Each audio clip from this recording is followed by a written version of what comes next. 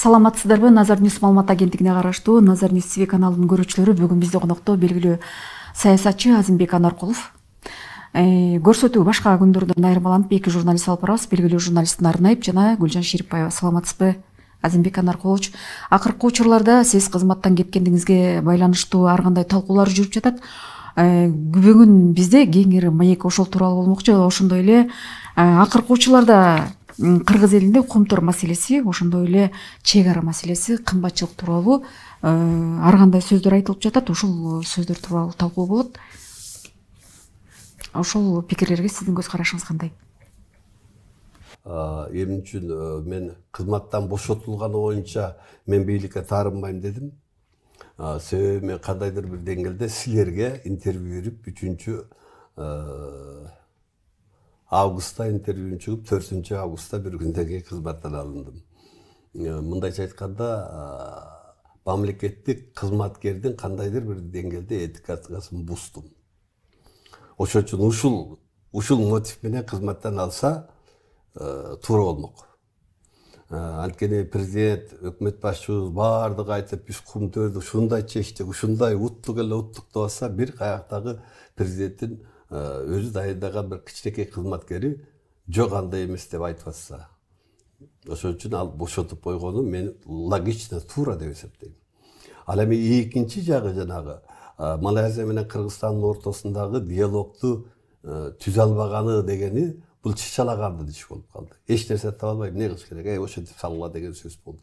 Анткени мен диалогду түзө албай коюш үчүн бул мамлекет дипломатиялык кызмат жөнүндөгү мыйзамдын талабына ылайык, эмгек кодексине ылайык, мага жок дегенде Малайзиянын ичи солгундап баратат деген бир МИДтин коллегиясында каралган болуш керек эле менин маселем. Сен ушу тарта албай атасың деген. Экинчиден эскертүү бериш керек эле, сөгүш бериш керек эле, адам барып бул мыйзамдын талабы. Президент ошол негизден мени алыш керек эле. Эгерде мен чын эле ошол диалогду кыла албай койсом, андай факты жок. Түгүл биздин тышкы иштер министрлиги дагы указды 8 августта алды. Бул алар үчүн деле капыстан нерсе болуп калды. Мен алар менен жолуктум да. Силер менин бир ишимдин начар экенин маселени көтөрдүңөр беле? Эскертүү бердиңер беле? Замечание бердиңер беле? Андай жок да. Мен барганда 19-жылдын жыйынтыгы боюнча Малайзияда элчиликтин иши канааттандырылык эмес деп тапкан экен. 20-жылдын, 21-жылдын 2 жылдын итогу боюнча канааттандырылык деп табылды. Ошол сырткы саясат боюнча ар кандай жанагы иш-чараларга активдүү катышкан үчүн мен 1-даражадагы диплом менен сыйладым. Министр Казакбаев өзү тапшырды. Бул деген сөз азыркы указдын жана диалогду кыла албай койду дегенин өзү айтып турат. Ошондуктан бул экинчи жанагы жүйөлөштүргөн негизи эки өлкөнүн ортосунда диалогду түзө албай койду деген эмоционалдык чечим болуп калды. Ал боюнча мен указды алганда мага бирок ал экинчи бөлүгү жок эле указ тапшырды. Мен колумда азыр 2 указ бар. Бирөөндө ишти тарта албай койду деген указ, а мага тапшырды жөн эле указ. Анан мен президентке кайрылдым. Мен баргыча комиссия түзүп, чын эле менин ишим начарбы текшертип коюңуз. Ушул убакка чейин эч ким текшерткөн жок. Анан адилеттүү чечим алыңыз. Кааласаң өзүм арчасы берейин, кааласаң этиканы буз деп жаз. Мунугу менин эткеним уже менин кадыр баркыма өзүңүз кепил болгон, конституция боюнча сиз кепил болгон менин кадыр баркыма сиз кол салып атасыз. Атайын элдин алдында мени шылдыңдап атасыз. Мен бул боюнча сотко кайрылам деп силер аркылуу дагы бердим. Бирок ошол кайрылганыма ровно 1 ай өттү, күттүм. Анан бүгүн пресс-конференция бердим. Коомчулук алдында жок, мен иштей албай койгон жокмун. Наоборот, борбор иштей албай койду. Менин ондогон сунуштардын бирөөнө да жооп бербей койду деп фактылап айтып бердим. Мен тарабынан ондогон сунуш болду. 2002-жылдан бери вообще токтоп калыптыр. Ушуну жандандыралы деген тынбай айтып келдим. Видео конференцияларда айтып келдим.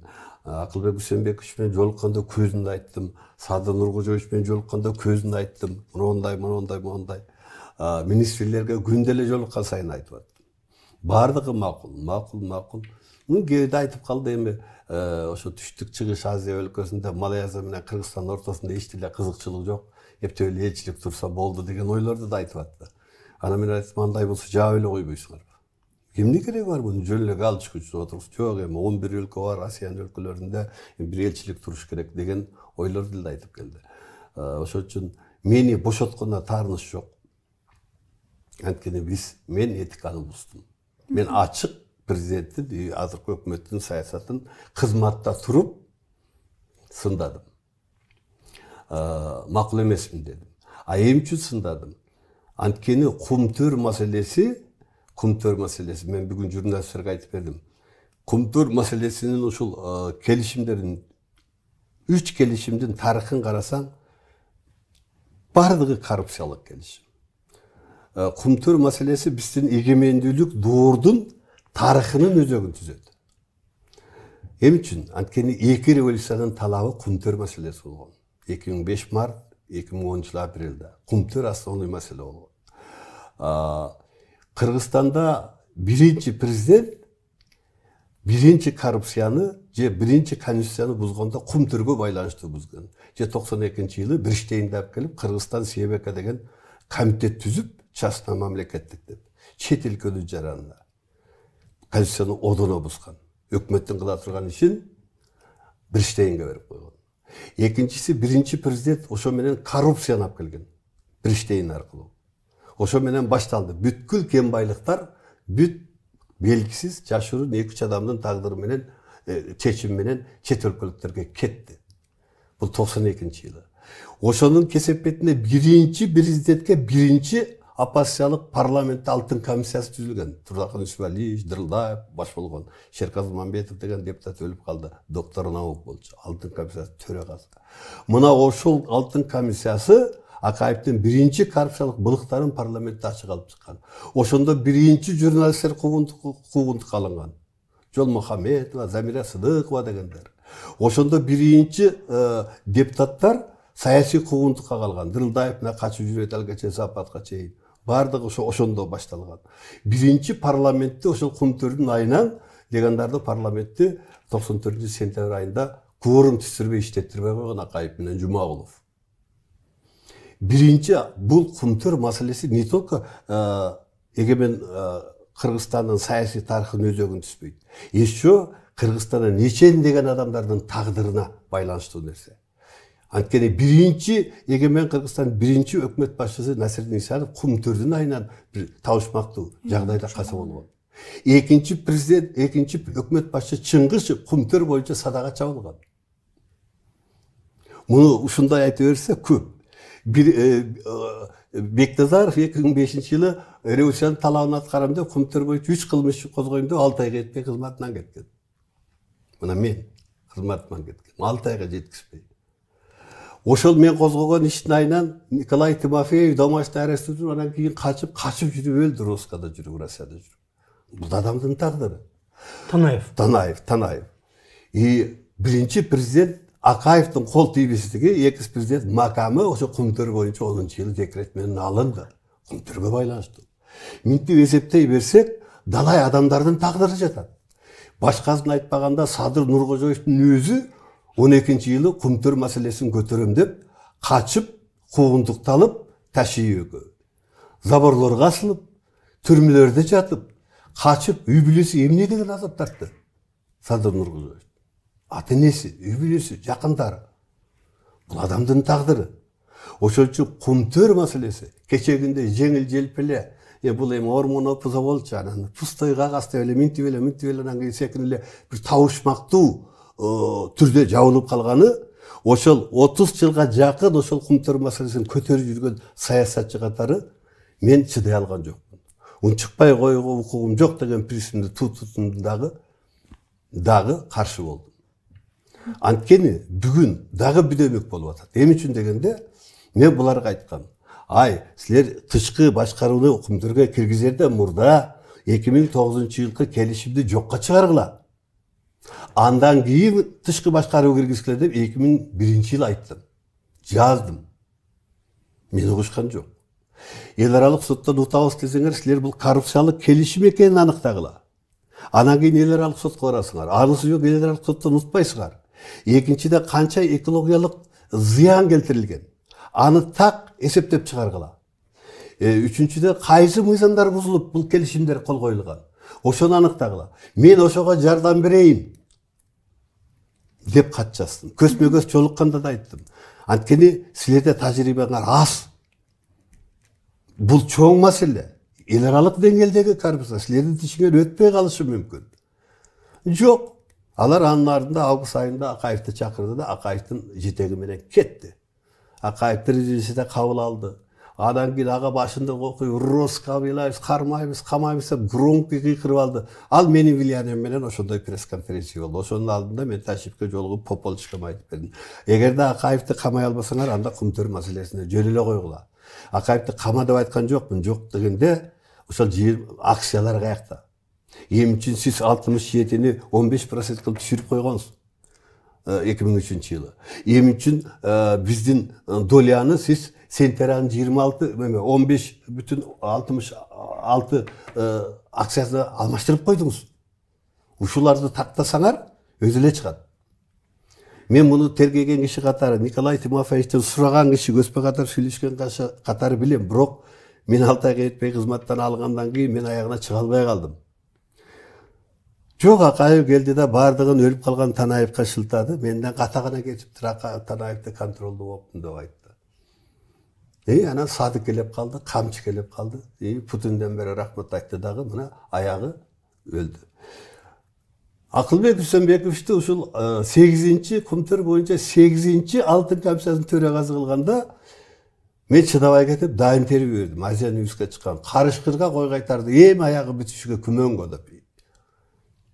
Бул турат Азия Ньюске каршы 21-жылы Акылбекти. Мына аягы мен айткандай болду. Карышкырга кой кайтарды. Бардык нерсе токтолду. Переговор жолуна түштү. Переговор менен баары бүттү. Ошондуктан мен ойлойм, мени кызматтан бошогонуна мен даяр болчумун. Даяр эле жүргөм. Анткени мен билип туруп госэтиканы бузуп аттым. Акыры булардын чыдамы кетет дагы мен алат. Мен бул ачык айтылган гана нерселерди айтып атам. Жабык саясий кат менен жабык түрүндө, жашырын түрүндө жазылган каттарымды айтышка укугум жок. Аны азыр да айтканга укугум жок. Ал жабык каттарымда мен Пополчукка айттым. Кантип булар мындай кылса болот, тигиндей кылса болот деп. Ошондуктан болгону мен бүгүнкү күндө дагы Садыр Нуркожоевдон ушуну сурап атам. Сен экинчи эле бөлүгү жүйөлөштүргөндөн чындыкка дал келбейт. Мыйзамга карама каршы келип калды. Мен ошондой иш тарта албай койду деш үчүн силер мага эскертүү беришиңер керек эле. Менин ишимди карашыңар керек эле. Андай жок да. МИДтен сурадым, ай силер бердиңерби? Бир кагаз бердиңерби? Жок. Биз указды алдык. Ошондуктан бир ай күттүм. Бир эле адилеттүү сурап, ошо экинчи бөлүгүн эле алып кой. Пресс катчыңар кандай чыгарса, кайра эле биз иликтедик. Ал жүйөнү алып койдук деп эле жанагы мага берген 8 августта берген эле указыңарды чыгарып кой, болду, ошо менен бүттү, сырбор бүттү. Жок, аны да кылбай жатат. Рас кылбай койгондугуна мен аргасы жок. Жоктордо коомчулуктун соту бар да. Коомчулукка болгон фактыны айтып коеюн деп, болгон айрым фактылар менен бүгүн айтып койдум. Видео тасмадагы сүйлөшүүлөрдү айттым. Президентке Абылгазиевден тартып, азыркы Акылбекке жазган каттардын бирден көчүрмөлөрүн журналисттерге айтып бердим. Ушул диалогду, эки өлкөнүн диалогун жандандыруу боюнча биринчи Абылгазиевке жазыпмын, Бороновго жазыпмын. Андан кийин Садыр Нуркожоевдун өзү ИО премьер-министр болуп, ИО президент, премьер-министр болуп турганда буга жазып турмун. Акырында Акылбекке ушунун бардыгынан бирденин гана окуп бердим журналисттерге. Мына мен көтөргөн маселелер, мына мен койгон маселелер. Бирок ушул убакка чейин 2,5 жылдын ичинде центрден 0 ответ. Жок дегенде бир жооп берип койбойт. Анан мен кантип эле анан элчилик болгону тышкы саясат, ички саясаттын уландысы. Элчилик президенттин өкүлү. Элчилик болгону элчи борбордон эмне тапшырма берсе, ошол өлкөдө ошону аткарат. Өз алдынча эч кандай иш жүргүзө албайт. Андай укугу жок. Эгер бир нерсе жүргүзсө, мен демилге гана көтөрөм бияк. Ушундай кылалы кандай ойгар. Анан добур алгандан кийин гана көтөрөм. Бирөө менен жолуксам, ушу менен жолукканы ятам, уруксатпы дейт. Мисалы Сингапурга барып, бир кыргыздын китебинин бет ачары бар экен. Ушуга катышып койгон эми. Сингапур менен Малайзиянын ортосу бир карыш. Жок, уруксат берген жокмун, барган жокмун. Валентина Шевченконун жанагы дүйнөлүк 6 титулун сактайын деп ушуга балет этип коелук деп барайын дедим. Нельзя барганга. Мен барган жокмун. İçimi açıp oturdu. Ушуга барып койсом болот эле, колдоп койсок болот эле. Кыргыздын намысын желегин көтөрүп күрөшүп атат, турушуп атат дедим, бара албадым. Аркы жок. Бул ошондой тартип. Бирок мен өзүм айткандай, бирок кумтөр маселесине келгенде, ички саясатка конституциялык реформалар болгондо мен бузуп аттым. Тынбай, сындап турдум. Акыры булар чыдабады. Суроо? Жанагы өкмөткө айтып атасыз, тиги премьерге, Абылгазиевке, Бороновко, башкаларга чалып сурап аткам деп, МИДтин өзү менен тышкы иштер министрлиги менен байланыш дароо эле жооп бериш керек го алар. Алар да жооп берген жокпу эч нерсе? МИД мындай ролду ойнойт. Элчиликтен келди Бороновко, биздин катты перепровод келди. И Бороновдон бизге ответ алып берет. МИДтин миссиясы ошол. Эгерде сиз премьерге кайрылып атсаңыз, ооба. МИДтин өзү мененчи? МИДтин өзүнө дайым кайтарып атат. Сиз өкмөттүн мүчөсү катары. Ушул ар бир мамлекет элчилик боюнча өзүнчө мындай программалар сунуш кылбайсыңарбы? Өкмөткө ошону киргизбейсиңерби? Ушундай демилге көтөрбөйсүңерби деп мен министрге, министрме деби Руслан Казакбаев менен көбүрөөк контактта мен ар дайым айтып аттым. Ал айтып атты. Биз коюп атабыз өкмөткө. Биз коюп атабыз өкмөткө. Бардык маселени жеткирип атабыз өкмөткө. Эми алар ответ бербесе эмне кылалы? Ушундай. Мен ошон үчүн президент менен министрге жазган катымда да ошентип атам. Факты, числосу менен жаз, ушул катка жооп жок, ушул катка жооп жок, ушул жатка. Эми министр барып кокодон ала албайт экен да тигини.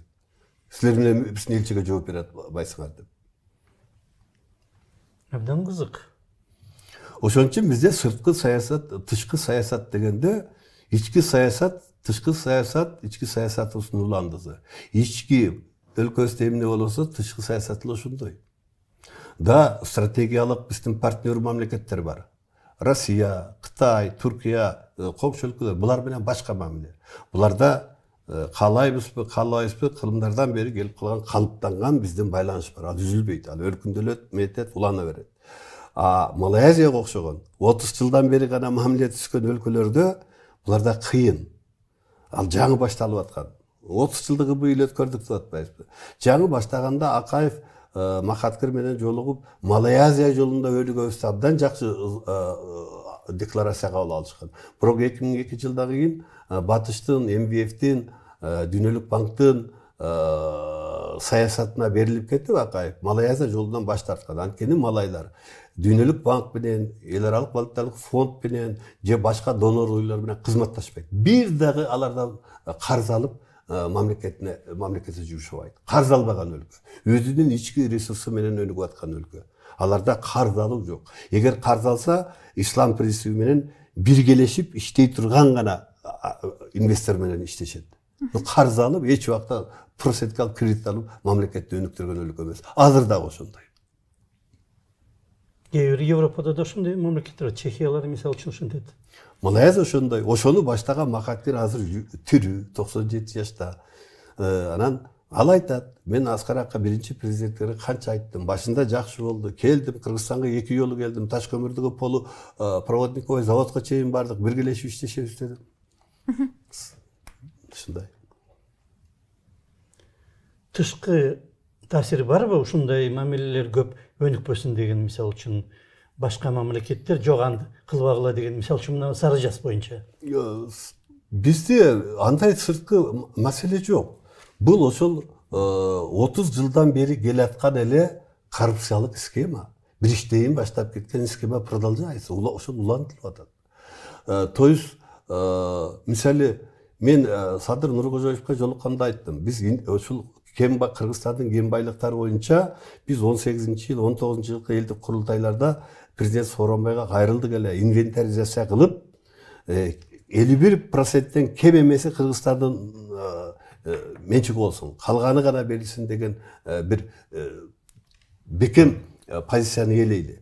Россияда деле ошондой. Газпром болобу, Роснефть болобу, бардыгында 51% бул мамлекеттик. Бизде 0, жер үйдө да 0, кумтөрдө болсо мына 26%, башка кен байлыктарда вообще биздики 0. Ушуну оңдойлу.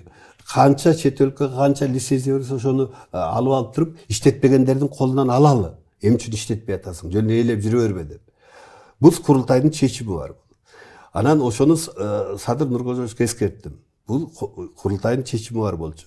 Ай мен билем түрмөдө ятып силер мен ошондо саясий узунлук кылып менин жардам бердиңер тода рахмат. Анан мен аны ишке ашырам ал курултайдын чечими деди. Анан мен айттым Сарыжаз Кытайлардын колунда. Ала аласыз десем алам деди. 13-жылга чейинкилердин бардыгын алам деди. Иштебей аткандардын бардыгын алам деди. Сарыжазга алып келгиз, мен Сарыжазды жакшы билем, мен ошол жактын кулунумун деди. Мен жакшы билем аны иштетишибиз керек деди. Абдан жакшы экен, ошону табыңыз деди. Мен министрликтерге команда берем, сизге тийиштүү документтерди берсин деди. Ну, тийиштүү документтерди мен министрликтен алганда ошондой алды. Сарыжаз занят. Бере албайбыз. Инвестем алайда чакыра албайбыз деди. Дароо президентке айтпай, сиз мындай дедиңиз, булар минтип атат. Жок. Президенттен ушул убакка чейин ответта эч нерсе жок. Бул деген эмне? Бул биздин кен байлыктарда дали ошол Бириштейн Акаевтар киргизип кеткен коррупция жатат. Биз кыргыз эли азыркы конституциянын канча 17-синчи кен байлыктардын ээси жанагы кен байлыктар кыргыз элинин турмушунун өзөгүнө иштетилет, мамлекеттин менчигинде турат деген нерсенин жалган экендиги. Бүт чет өлкөнүн колунда. Мына жер үй толугу менен Россиянын колунда. Бизде нөл, үлүшүбүз жок, эч нерсе жок. Казылып алынган алтындын бир дагы граммы Кыргызстанга тийбейт. Тийбейт. Өздөрү билет. Бул боюнча да мен Абылгазиевке киргем, анда ошол жерде жүргөм элем. Кирип айттым, экатат. Десек 600 миллион карзы бар экен жер үйдүн. Ошону менен россиялыктар алды. Кыргызстан 600 миллион доллар. А мен сурап айттым, 6 миллион ким карыз кылыптыр аны? Не? Ким? Ошодон албайсыңарбы? Ким карыз кылыптыр? Кайсы өкмөт? Силердин өкмөт кылдыбы десем, жок, бизге чейин. Сурабайсыңарбы ким? Иш козготкула ким? Пус ошол кылган киши төлөсүн. А эмне үчүн эл төлөш керек аны? 600 эмес, 100 деп жүрдү эле, 100 миллион доллар деп. Абылгазиев 600 деп айткан. Мына менен кош Айбек да кирген. Биз делегация киргенбиз да. Ошо менен сатылды деп. Анан кимдер айда кожоюн экенин билесиңер да. Аны чөтө кайталаганда мына. Мен образ айтып атам. Кен байлыктардын бардыгы, Чаткал зонасындагы алтын кендерибиз эле, башка алтын кендерибиз эле, бардыгы чет өлкөлөрдүн колунда. Мына азыр жетим тоо боюнча да кыйкырышып атпайбы? Кытайлыктар келип иштеп кеткени чын да. Эки депутат катары 2006 мен баргам атча. Биринчи алар жол салып атканда. Видеого мен тартып келгем. Нарындын нарк бетинен келгем мен. Баскоо менен барып, нарындан өтүп анан атчан ошоке келгем. Анан берип кетти, ошо Кытайдын жол салып атканын көрүп кайра кеткем. Эки нарынан барган жокмун, нарк бетине келип тушуна чейин. Жана бугулар жүргөн токойго чейин. Эми кытайлыктар жол салган ал жерге. Бирок чалгындоо иштери толук жүргүзүлө элек айда. Канча запас бар, эми миллиондаган тиги запас барармын деп айтылат, бирок чалгындоо иш аягына чейин толук чыкпаган. Кытайлыктар иштеген ал жерде. Ошон үчүн Суаналиев айтып жүрбөдүбү, мен ушул жетим тоо үчүн губернаторлуктан кетилдим. Менин билишимче азыр деле азыркы губернаторду өткөндө губернатор жетим тоо үчүн кызматынан кетти. Жер үй үчүн жана Айбек Бузурманкулов жанагы Россияга беребиз, ачылышын кылабыз, Путин менен Садыр Нуркожоевич видео ачылышын кылабыз дегенде каршы болгон үчүн ал кызматынан кетти. Жетим тоонун ачылышына каршысызбы? Кандай пикириңиз? Мен иштеште макулмун. Жетим тоо иштеш керек. Кен байлыктар иштеш керек бардыгы. Бирок 51% Кыргызстандын үлүшү болуш керек. Минимум 51. 51ден ылдый биз түшпөшүбүз керек. 51ден биздики болсо бардык кен байлыктар иштеш керек. Учурда Кыргызстанда коомчулукта 19 тонна алтын боюнча кызуу талкуу жүрүлүп жатат. Билесиз, буга чейин Аскар Акаевдин убагында 2 тонна алтын жоголуп, ошол алтындын икчиги билинбей кеткен. Ушул 19 тонна алтындагы тарыхта такталбаган маселе катары калбайбы? Мен конференцияда муну айтып бердим. Ошол 19 тонна ошол 92-жылкы Акаевдин 2 тонна алтындай болбосун деп. Ал жерде 2 тонна эле болгон эмес парламентте. Эши 14 тонна алтын көтөрүлгөн. 85-жылы 90-жылга чейин макмалда өндүрүлгөн 14 тонна алтын Россиянын заводунда афинажда жаткан. Россиядан бизге кат келген, алып кеткиле алтыныңарды 14 тонна алтыныңарды деген. Ошол убакта ошол алып келгендин ордуна еще андан кийин Акаевдин убагында өндүрүлгөн 2 тоннун алтындагы сүрүккө кетип калган Швейцарияга. Аны кимдер баштык менен көтөрүп алып кеткенин жакшы билесиздер. Аны тарыхта мына алтын комиссиясы дырылдайттар аныктап, Турдак муниципалиттер баардыгы аныктап, парламентте по полочкам коюлган. Бул парламенттин стенограммасына турат. Ошол стенограмманын негизинде мен жанагы мен Кыргыз менен китебинин биринчи китебинде стенограммадан алып жаздым. Ким эмне деп сүйлөгөн, ким кантип. Мына ошонун айынан Чыңгышев 2 тонн алтында Чыңгышев кызматынан кетип атат. Ошол Швейцариядагы Веко частный Бриштейн менен премьер-министр болуп туруп, ошол частный компаниясы учредитель болуп алган үчүн. Ошон үчүн кеткен ал. Кыргыз Республикасынын премьер-министри Бриштейндин частный компаниясынын учредитель болгон. И ошол 2 тонна алтын Кыргызстанга келген эмес. Тоже ошентип айткан окуй, Volvo машинелери келди, пистолет келди, охрана келди, спутник келди, ана муну деп Акаев айткан, анан комиссия текшерип чыкканда андай келген эмес. Кыргыз алтынга Дастан Сарыгуловго аялдардын чулкиси, байпагы, бузгалтери, ушуга окшогон гумпомош окшогон Европадан келген товарлар келип, ошо менен отчетивси этишкен. Мына азыр 19 тонна алтындагы Швейцариядан чыгып атат, ошол 2 тонна сыяктуу эле. Кетиш ошол жака чыгарышы бүдөмүк болуп атат. Мисалы азыркы президентибиз айтпадыбы, мен аны айтпайм да, аны самолетто атып коет дегендей. Аны самолеттун бирөө сурап атат, кайсы мамлекетте деп эле сурап атат, кайсы мамлекетте жатат биздин алтын дегенде эле сурап атат эл. Ачык айтыш керек. Швейцарияда баланча банкта жатат. Эмне үчүн ал банкта жатат? Жооп бериш керек да. Ошондо алтын комиссиясы суроо бергенде, эмне үчүн биздин 2 тонна алтын Швейцариянын банкында жатат? Акай жооп берген, эми ал жөн эле жатат да, жөн эле жатпай Веко деген пайдаланып аткан. Пайдаланып 8 ай ошонун дивидендин алып турган. Азыр 19 тонна алтында жөн жаткан жок да. Анын дивидендин ошол банк пайдаланып атат да, кимдир бирөө бара көп. Эч убакта 1 килограмм алтында жөн жатпайт банкта. Ал оборотто турат. Мына алтын комиссиясы ошол 2 тоннанын ошондой экенин баарын айгыланып чыккандан кийин Акаев колун көтөрүп берген. Мен контролдой калыптырмын, Чыңгышевдин күнөөсү экен, анан Чыңгышев асап кеткен. Ошондо Чыңгышев бар беттен алган, Ал Чыңгышевдин китеби бар азыр. Окусаңар, китебинде подробно кийин жазды. Мойнуна алып, ал мен эч кандай тиешим жок, бир иштейин эле, анайып санайып.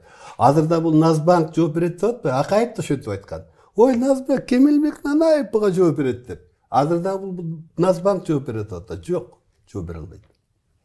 Ошондуктан азырынча эми такталган жок.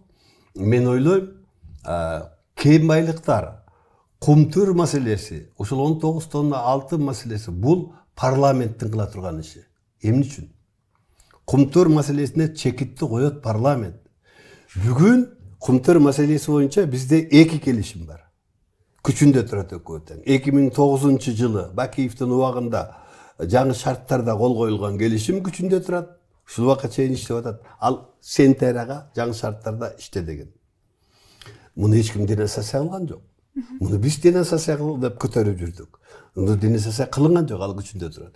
Экинчиси, ал денонсация болбосо дагы азыр Акылбек мээлер сүйлөшүп жүрүп, какой-то эл көрбөгөн, али көрө элек, мен көрө элекмин. Бир келишимге кол койдук, уттук эле уттуктап аткан, кыйкырып аткан азыркы президенттин келишими. Бирок ушул жерде суроо болот юридикалык. А мурдагы келишимди жок кылбай бизде экинчи келишимди кол коюп атасыңар. Ким силерге кандай укук берди? Парламент укук берген 21-жылы внешний управляющий 3 айга киргизүүгө. Бирок ал тиги 29-жылкы келишимди денонсация кылган эмес. Ошон үчүн азыркы парламент немедленно көтөрүп комиссия түзүп, ошол 2009-жылкы азыр күчүндө турган келишимди жокко чыгарыш керек. Ага парламенттин башы жетеби? Жетпейт да, ошон үчүн силер аркылуу кайрылып атам. Токтоосуз түрдө ошол келишимди алып чыгыш керек. Болбосо биз эл аралык аренада эчче шерменде болобуз. Эчче уят болобуз. А сентера, уже биз сентераны ута албай турган мээңге чыгып алдылар. Анткени экологиялык добусту биз ормонопуз болчу деп президент айтып салды. Калп болчу деген сөз. То есть ошо менен биздин сотторду дагы дүйнө жүзүнө шерменде кылып койдук. А соттордун чечими ормонопузо менен соттор чыгара берет экен, Кыргызстандын соту деген болуп калды. Эми мындан ары соттордун чечимине Кумтөр боюнча эл аралык деңгээлде бул сомнение кетип калды. Анткени президент айтпадыбы? Ал 3 миллиард канча деген соттун чечиминдеги экологиялыгы ал просто биз ормон опуза кылып чыгартып койгон болчук деди. Ошо менен биз сот системасын чылдыңдап койдук. Ал сот бекиген эмес болуш керек. Эмнеге бекиген? Райондук сот эгерде арызданбаса бир айдан кийин күчүнө кирет, болду, бүттү. Бекитти беле шаардык сот? Шаардык сот бекитпейт. Жетпей калган. Мен айтып атам, бекилбейт. Арызданса шаардык сот кырды, арызданбаса бир айдан кийин күчүнө кирет. Бүттү. Вопрос жок. Анткени мен билгенден эч ким арызданган жок. Бир айдан кийин күчүнө кирет. Закондо ошондой. Мен сот болгон, сот киши катары айтып атам сизге. Ошондуктан парламент азыр Кумтөрдү биринчи очереддеги маселе катары көтөрүш керек. Атайын комиссия түзүш керек. Себеби Кумтөрдү 2009-жылы биздин конституциядан дагы өйдө эл аралык статус келишимин берип, Конституциялык соттун заключениясы менен бекемдеп, анан кийин ратификациялап берген. Бүт ошондо да кылмыш иштердин баарын токтоттурган. Жарандык доо, Исабековдун жарандык доолорун жана жергиликтүү салыктарга баарын жокко чыгарткан. Мен 3 козгогон кылмышымдын баарын токтотуп койгон. Мына эми ошол келишим азыр күчүндө турат. Булар жаңы келишим. Буларга парламент жаңы келишим түзгүлө деген укук берди беле? Берген жок. Мен андай билбейт экенмин.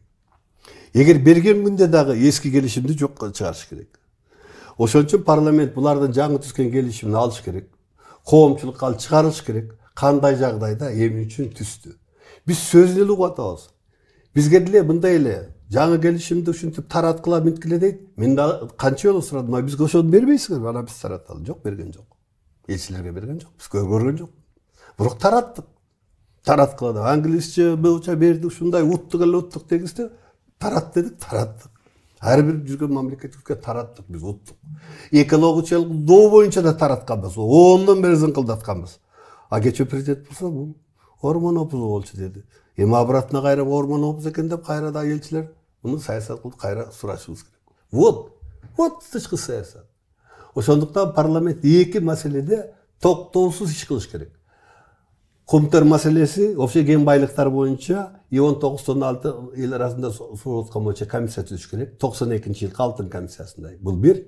Анан ошол Кумтөргө чекит коюш керек. Чекит коюу укугу парламенттики. Не президенттики, не өкмөттүк. Экинчи маселе чек ара маселеси. Чек ара маселеси дагы бул исключительно жогорку кеңештин иши. Жана казино мыйзамындай кылып кабыл алып койсок ителе болобуз. Анда үчүнчү мамлекет өлкөгө да утулган киши болобуз. Кытайга утулдук, Казакстанга утулдук, эми аяк утулдук. Ошо Кытайга, Казакстанга за добуш берген айрым депутаттар отурат. Эми Өзбекстанга да за добуш берсе, общий чекка чыгып калат. Общий тарыхта историяда ит болот. Ошо чек ара маселесиндеги чырды ким ачыктай алат? Баары эле парламент. Конституцияда жазылып турат. Чек ара маселелери жогорку кеңештин ыйгарым укуктарда 3-пункт менен чек ара маселеси жогорку кеңеште иштеп. Калган өкмөт, президенттер баарды келишип түзүп парламентке алып келет. Парламент карайт. Парламентке алып келердин ордуна профильный комитети карап заключение берет. Туура кетип атсыңар деп. То есть парламент ошол рабочий переговорлор жүрүп аткандан күндө контролдо турат профильный комитети. Илгери биздин убагында ошондой комитет Исаков башында турчу. Безопасность комитета обороны. И международный комитет Абдимомун Алишер деген Алишер Абдимомуновдун комитети постоянно контролдоп турчубуз. Биз ошон үчүн мына Казак кыргыз чекарасын 7 жыл өткөргөн жокпуз. 7 жыл. Назарбаев өзү суранып келгенде да өткөргөн жокпуз. 2007-жылы өзү суранып келген ошол жака. Биз давно ратификация алып койдук, өткүзгүлөчү деп. Ол 30 минут убакыт сураган. Парламентке келип сурайбыз деп. Добушка коюлуп атканда мен суроо бердим. Назарбаевден кийин мага 10 минут берип койгулачы. Анан депутаттар ага 30 минут, мага 10 минут берди. Аны кандай Назарбаев парламентке келбей койду. Келген жок.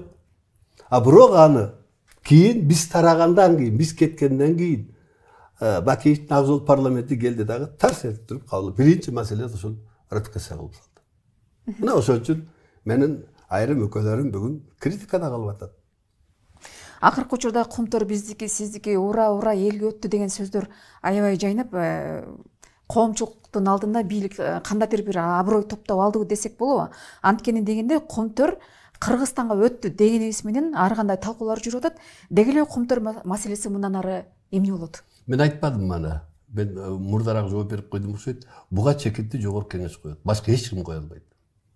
Анткени пайда таптыкпы, таппадыкпы ушул өзүбүзгө өткөрүп алуу менен? Биз өзүбүзгө буттукпу же биз внешний сырткы башкаруу киргизүү менен мен бүгүн пресс-конференцияда айттым, ар дайым бир кайрылуумда да кыргыз элин куттуктагам.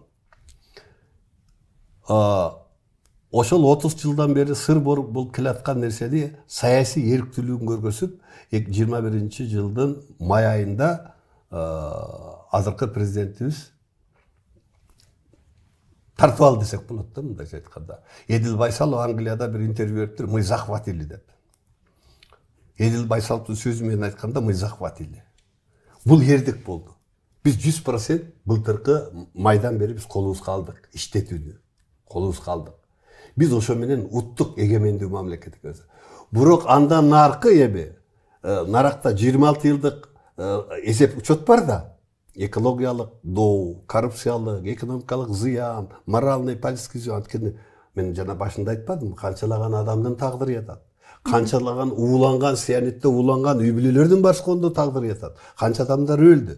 Ошондуктан бул маселелердин баарына чекит коюу жерине келгенде биздин бийлик мурдагы эрдигин жокко чыгарып койду.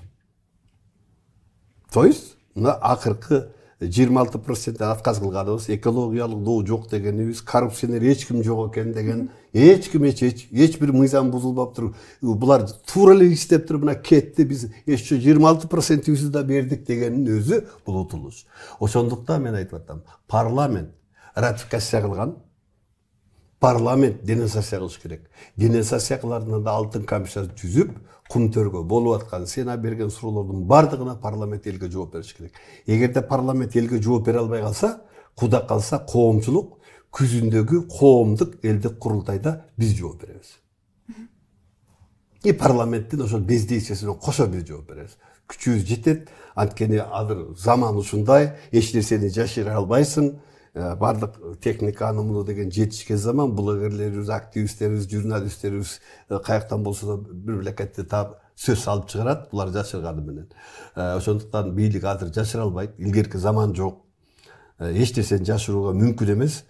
Парламент өзүнүн ыйгарым укугун ишке ашырыш керек дагы 2009 жылкы келишимди жокко чыгарып, ошол жок кылып чыгарып атканда бардык маселелерге бардыгын такташ керек. Мынча экологиялык доо болбоду беле. 8 комиссия иштеди. Парламенттик государство менен өкмөттүк эмес. Коомдугун айтпай эле коюн. Расмий түрдө 8 комиссия иштеди. 92 жылдан былтыркы жылга чейин. Эң акыркысы Акылбек Үсөнбекович болду. 8 комиссиянын бардыгы заключениясында бул коррупциялык келишим деп айтылган. 8 комиссиясынын бардыгында Акаев күнөөлүү деп айтылган. Калган ушул убакка чейин президенттер бардыгы коррупциялык менен акча алып турган деп айтылган. Кийинки президенттер бүт ошону улантып. Эч жеринде андай деген нерсе жок. Андай эмес деген жок. Бардык жеринде жазылып келген. Өкмөт президенттердин, өкмөт башчыларынын бардыгынын аттары жазылып келген. Эң акырына келгенде мынакей жана мөңгүлөр боюнча Жээнбектин убагында бир топ спикерлер, депутаттар, өкмөт башы Сариев, Абылгазиевдер камалбадыбы? Эми алар эмне болот? Эгер экологиялык доо жок болсо, эч нерсе болбосо, мөң зыян болбоду деген сөз да. Анда аларды эмне камап алып кустуртуп анан чыгарып атат?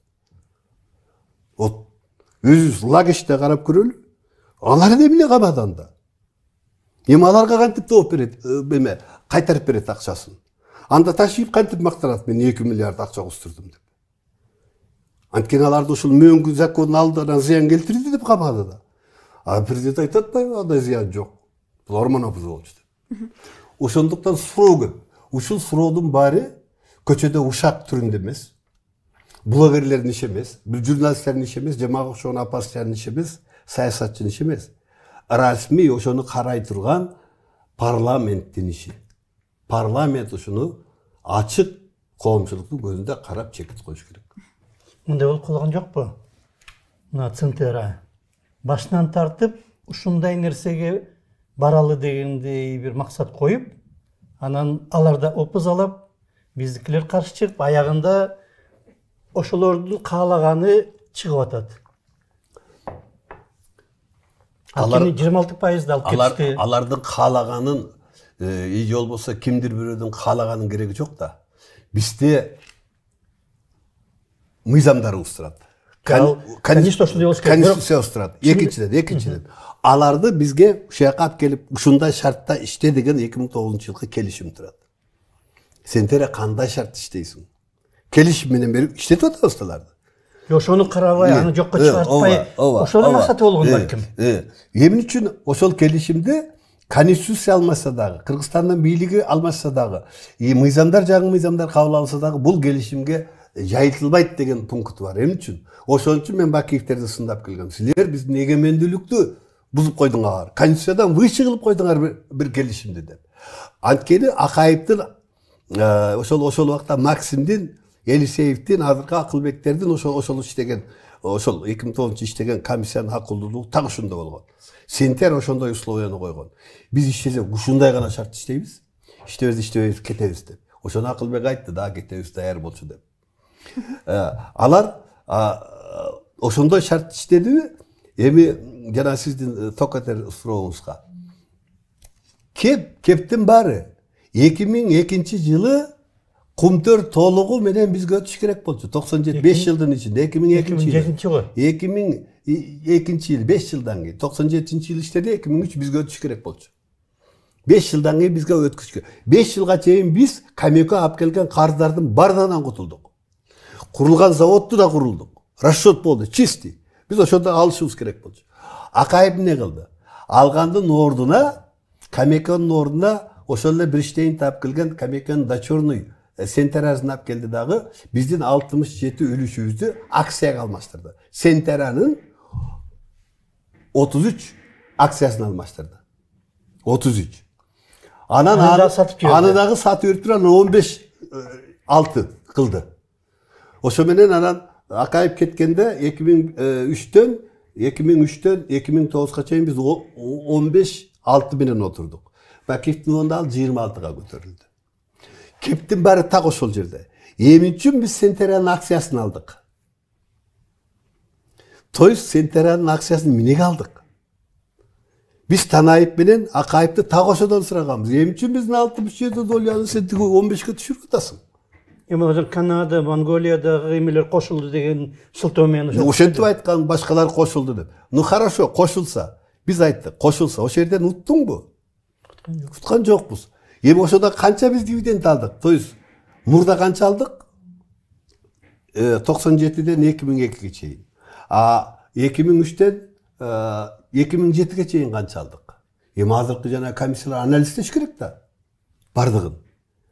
Анан эми келип туруп аягында келип ошол жанагы Сентеранын башка дүйнө жүзүндөгү башка жанагы объектилердин баарына биз 26 биздики болчу да. Биз бардыгын ошо Бородогу тиги Невададагы. Эми ошолордон эмне үчүн азыр баш тарттык? Мына ошонун бардыгына парламент жооп бериш керек. Ошон үчүн парламент токтоосуз комиссия түзүш керек. Анткени Кыргызстандын кен байлыгы Кыргызстандын элинин гана жашоо турмушунун пайдаланып жүрө турган деп жазылган. Анализдеп көрсөң, Акаевден баштап ушул убакка чейин президенттердин анын жакындарынын гана турмушунун байышынын пайда болууна кызмат кылып келатат. Мен башка таба албай атам. Толук ушулардын. Эми ошол 26% берип салды, алар дароо анын баарын жок кылды дейт. Жок кылары менен демек берки акциялардын баасы көтөрүлдү, алардын өздөрүнүкү. Конечно. Эми ошол боюнча ошо парламент жөө берсе, анткени парламент ратификациялаган. Парламент бүгүн колунда турат. Алар гана жок кыла алат аны. Башка эч ким жок кыла албайт. Мына бүгүн ошол вопросту эч ким көтөрбөйт. Депутаттар да көтөрбөй атат, эч ким көтөрбөй атат. Ой, почему бул күчүндө турган келишим түзсө силер жаңы келишим түзүп атасыңар? Эй, Акылбек Үсөнбеков деп суроо берген киши жок бир депутат. Биз да турбайбыз, денесация кылган жокпуз деп. Ал күчүндө турбайбыз, сен кантип бул күчүндө турган нерсени жок кыласың? Ошон үчүн Сентера эл аралык аренада өзүн как рыба сезип атат, деңиздеги балыктай. Биякты караса менин келишим күчүмдө турат. Бияк айтканга көнбөсө, мен анда май айынан бери мени жана захват кылган ушертимди төлө деп иске бере берем. Себеби келишим бузулу элек. Ошон үчүн айтканда келишимди денонсация кылып анан внешний управляющий киргиз. Булар аны кылган жок. Азыр эле Азимбек Анаркулович курултай тууралуу айтып өттүңүз, чындыктын бардыгы курултайда айтылат деп. Ошол курултайга сизди бийлик чакырбай койсо, өзүңүз башка курултай өткөрөсүзбү? Башка курултайга?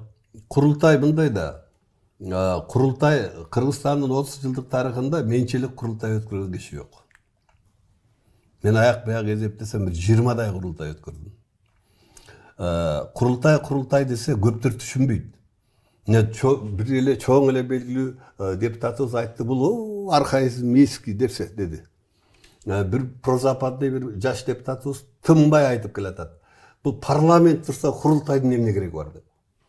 Мен аларга да жооп берет элем, бүгүн да жооп берет. Айланайын депутаттар, силердин ыйгарым укуңарды курултай талашпайт. Силердин ыйгарым укуңар мыйзам жазуубу, жаза бергиле, кабыл ала бергиле. Курултай институтунда шайлоочулар чогулат да, силер кандай мыйзам алып атасыңар, кандай кабыл алып атасыңар. Ошол ишигердин отчетун кана сурайт, как шайлоочу катары. Сенин ишиңе баа берет. Президентти шайлаган эл катары президенттин ишине баа берет. Илгертетен курултай институту көчмөн элинин улуттук, биздин Кыргыздын улуттук демократиясы. Биз митинг пикет дегенди билген эмеспиз. Чечтөөлөрдө, дөөлөрдө отуруп туруп, анан курултайларга делегат шайлаган урул башчылары. Ой, кокуй, давай, солтолор силер муну жибергиле деп. Алар баары ошол. Керек болсо Чыңгыз хан дагы курултайда шайланган. Курултайга отчет берген. Бул көчмөн элинин демократиясы. Бул демократия, элдик бийлик. Мына ошондуктан мен курултайга 2010-жылдан бери определение дагы 7-сата определение мен берген. Бул өкүлчүлүктүү коомдук жыйын болгон деп.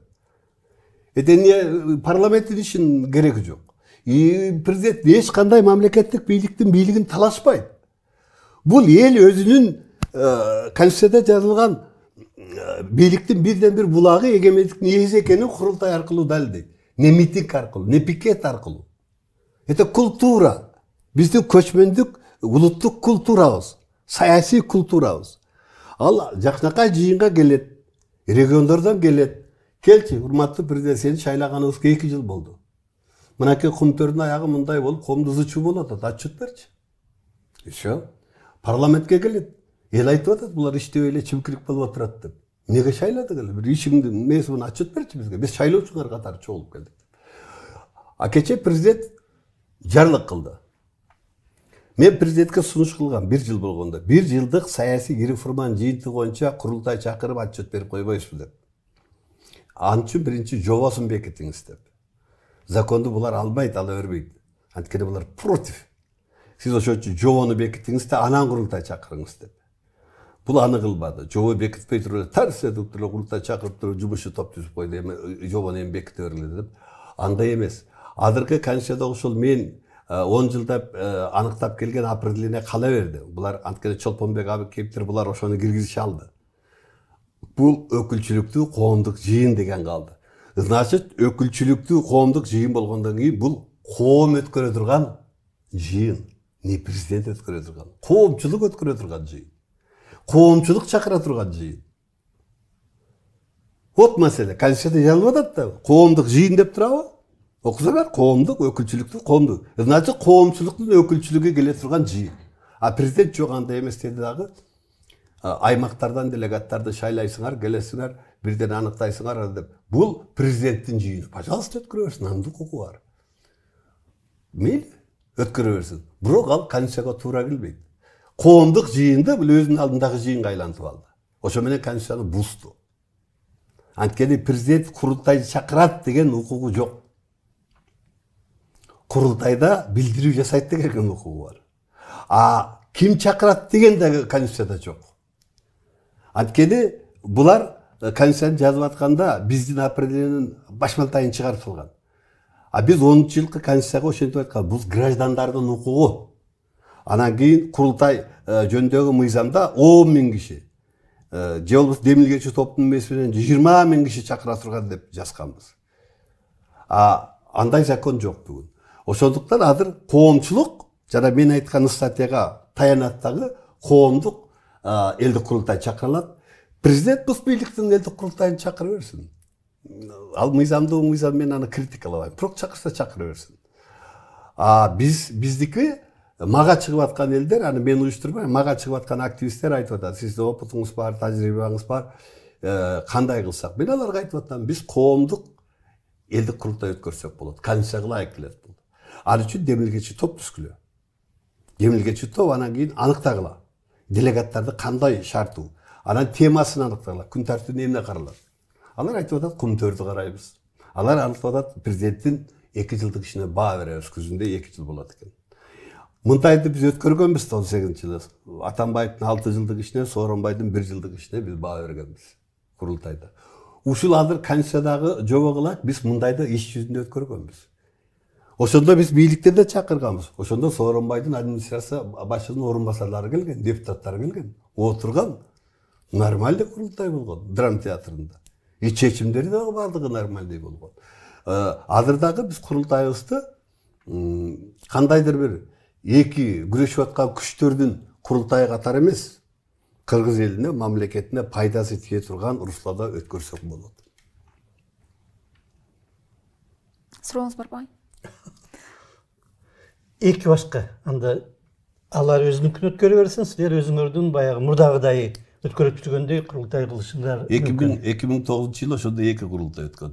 Бакый ынтымак курултайын өткөрдү. Бизде оппозицияны чакырды. Бирок биз айткан шартта бизге мынча орун бересиңер, анан бизге сөз бересиңер десек, алар бизге сөз бербейбиз деди. Ошондуктан биз мен штаб башчысы катары, бектин штаб башчысы, оппозициянын штаб башчысы биз отказ бергенбиз. Катышпайбыз анда деп. Бирок ошол учурда кой барып сүйлөп кой деп, мен Бөдөш Мамырованы акырып жөнөткөм. Сен барасың да сүйлөйсүң. Ал дайым интервью жүрөт. Мага жиберген барып сүйлөйсүң деп, мен өзүңүн атынан барасың да катышасың деп. 2004-2003 жылы Осмон Акын Ибраимов менен госсекретарь болуп турганда Ысык көлдө бүткүл дүйнөлүк кыргыздардын курултайы өткөн. Айтматовдор ÜКС'те. Ошондо тоже оппозицияны мен төрагасы элем, бизге чакыруу келген. Тоже биз сүйлөшүп туруп, анан кийин анда Акаев катышып, эл үчүн реформа деген кыймыл эле Осмон Акынга кат жазганбыз. Ал уюштуруу комиссиянын төрагасы бизге 10 орун бересиң оппозицияга. Анан 2 адамга сүйлөөгө, 2 адамга, жок эле дегенде 1 адамга сөз бересиң деп. Анан 2 адамдын бири деп, бирөөнүн Мадымаров, бирөөнүн Масалиев дегенбиз. Бул Масалиев эмес, атасы. Абсамат Масалиев. Бирок Осмон Акындан бизге ответ келген. 10 кишиге орун бере албайбыз, бирөөгө да сөз бере албайбыз деп. Анан мен ага кат жазгам. Анда биз катыша албайбыз, кечирип койду. Ошо менен биз катышкан эмеспиз. Так что элдик курултай жүзү бизде мындай какой-то бир мындай жашабаганы менен жашап келатат. Эсептешүү бар. Жанагы 2010-жылы 2-3 адамга иш козгогом, анан 6 айдан кийин мени алып сал деп кимдерге каршы козголду эле ошондо? 2010 ким айтты? 2005-те жана сиз айтпадыңызбы? Жок, Кумтөр боюнча 3 кылмыш иш козголду. 3 кылмыш. Бири 2 тонна алтындын чыгарылышы боюнча, бирөө 2 тонна алтын. Ал мага чейин Шаршеналиевдин убагында козголгондо бирок жабып коюлган. Мен ошону отменить эттим кайра. Бул 93-жылы козголгон, 94-жылы жабылып калган Чилдинкина Татьянанын колу менен. Мен кайра ошону отменить этип, кайра возобновить эттим. Экинчиси 2003-жылы реструктуризация боюнча жогорку кеңештин токтому бар мыйзам чыгаруу жыйынын. Генеральный прокуратурага иш козголсун деп, Акаевка немедленно бул келишимди жокко чыгар деген токтом бар болчу. Ошол токтомдун негизинде мен 2005-жылы кылмыш козгодум. Бул реструктуризация боюнча жана Сентарага берип койгон үчүн, 67 долябызды 15ке түшүрүп койгон үчүн. Факт. Үчүнчү кылмышы дегеле ошол жанагы 92-жылдан берги коррупциялык, экологиялык зыяндар боюнча. Мисалы, Жумагулов сурак берилген, мен сурак кылгам, элчи болчу Москвада. Атайын барып сурап келген. Эмне үчүн сен жападан жалгыз аэропортторду кол коюп койдуң? Эмне үчүн алтын бөлүнөт деген нерсени сен дивиденд бөлүнөт деп койдуң деп. 94-жылы. 92-жылы алтын бөлүнөт деп келгенде. 94-жылы Жумагулов кол койгондо дивиденд бөлүнөт деп койгон. Ошодон бери дивиденд болуп келатат. Чыңгышевдин убагында алтын, металл бөлүнөт деген бар. Металлда ошончо бир эле алтын эмес, сопутствующий редкий земель деп күмүш, телуй бардыгы жазылган. Платинан? Бүт жазылган. 94-жылы мына Апаз Жумабаев кече герой болбоду. Ушу геройдун колу менен дивиденд бөлүнөт болгон. Ушул героюбуз жападан жалгыз отуруп, анткени Парижде Акаев менен бир иштейин күтүп отурат. Ага кол койбойчу келме бияка деп. Париж мемеге жанагы мемеге кетип атат. Эмнеси бар, Париж хартиясы бар го. Парижский клуб деген. Акча өлөт го. Парижский клуб. Клуб. Ошол жерге алар экөө тиякта отурат. Анан бул Матыбыраевка кече манас алганга айтат. Ой, материалдарды алып келчи, келишимди кол коем. Алып барат, ал сок союп отуруп жалгыз тарс кол коюп алып кетет, кол коюм деп апарат. Бул исторический факт. Мен анын өзүнөн да сурадым китеп жазат. Апаспайке, эмне ошолду ошентип койдуң? Тигилер ошо кол койбо дегенден кылдым. А сиз ошо кыргыз элде кыянаттык кылдым деп эсептейсизби ошондо? Да, ооба кылдым деп. Мойнун алдыбы? Мойнун алган. Эми ошол киши бизде ошол логика жок да. Ошол азап тарткан садырлар Кыргызга ушунчалык шоруна калган, кыргыздын байлыгын чачкан адамдарга бирөөнүн Акаев, эгерде ошончо баатыр берейин десе, анда башчысын Акаевка берди, анан кийин Жумакуловго бер. Жумакуловго берет, Акаев калып атат. Кайсы эрдик үчүн? Дайча Советтер Союзунда иштеген, Советтер Союзунда ошол кашыктап чогулткан өзүнүн мээнетин, Компартиянын мээнетин өзү 7 жыл отуруп туруп 97-жылга чачып салды да Апаз Жумакулов, Халкы Совко заводдо бурун бери. Анан эмнесин алат бул сыйлыкты? Логика жок. Ошон үчүн мен баатырларды мынтип ойлойм. Муну дагы жакшылап белгилеп койду. Бизде эл баатырлары жок, чиновниктердин арасында. Чиновниктердин арасынан эл баатырлары жок. Президенттердин баатырлары бар. Акаевдин баатырлары бар. Бардык президенттин өзүнүн баатырлары бар. Так, мен эми конечно творить эткен жазуучуларды, искусство, маданият кызматкерлерин айта албайм. Алардын мээнети бар, алар жаратты. Мисалы Айтматов, Төлөгөн Касымбектер жасты, Кыргызды даңазалады. Болот Шамшиев, Төлөмүш, окей, булар жасады бир нерсе. Ну чиновниктерди айлык алып иштеп атат да, сен премьерсиңби, президентсиңби, айлык алып атасың, сенин ишиң да бул.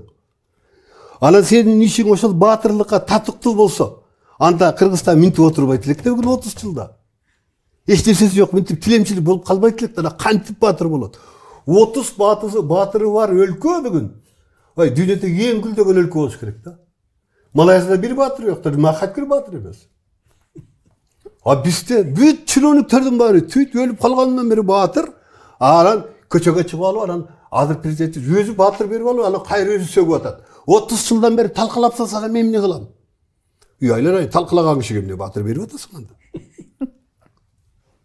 Туура. Талкалаган кишиге эмне баатыр берип атасың? Эки сөзүң бир 30 жылда кылбаган ишти биз кылып атабыз. 30 жылда ушинтип салып тургандан кийин, анда эмне аларды кое берип атасың?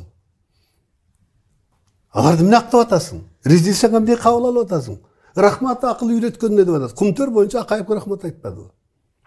Ошол үчүн мен айттым, Акаев менен Акылбекке Акшумкар эле бергенин калды деп силерге берген интервьюда. Мына ошол аларга каты тийди.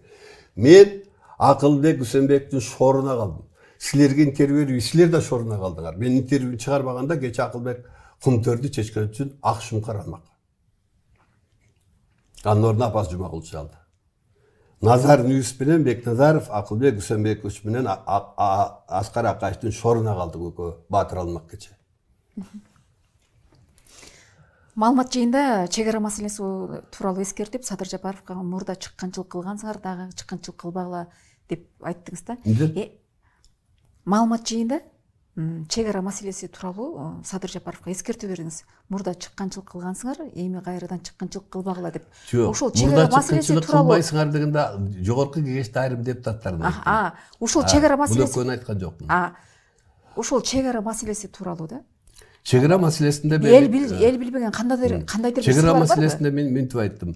Мен 2,5 жыл ичинде Кыргызстанды мурда Кыргызстандын ичинен карап, бир топ китептерди жазып, аналитика кылып, изилдеп жүргөн киши болсом, анткени менин докторлук главный ишим саясий коррупция.